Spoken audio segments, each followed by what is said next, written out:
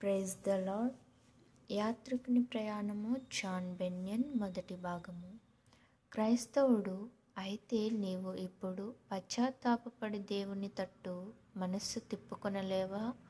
మనుష్యుడు, దేవుడు నాకు మారు మనస్సు పుట్టించనొల్లడు. ఆయన యందు నమ్మిక ఉంచుటకు ఆయన వాక్యము నన్ను ప్రేరేపించదు. ఆయనే ఈ పంజరంలో నన్ను మూసిపెట్టెను.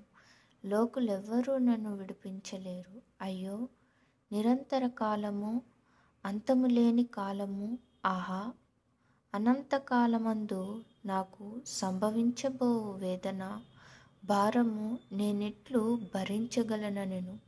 అప్పుడు భావసూచకుడు, ఈ మనుష్యుని దౌర్భాగ్యము నీవు జ్ఞాపకముంచుకొని దాని వలన నిత్యము జాగ్రత్త పడుట నేర్చుకునుమని క్రైస్తవునితో చెప్పెను. క్రైస్తవుడు, అబ్బబ్బా, ఇది భయంకరమైనది కదా.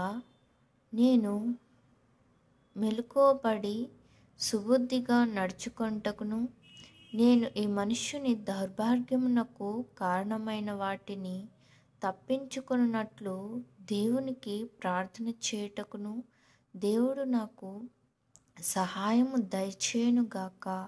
అయ్యా, నేను నా త్రోవను వెళ్ళుటకు వేళ అయినది కదా.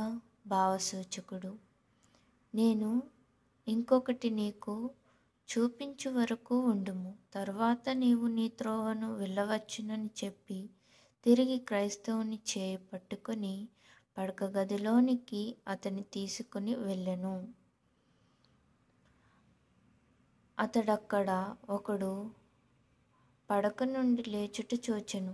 అతడు తన బట్టలు వేసుకొనుచు భయపడి వణుకుచుండెను.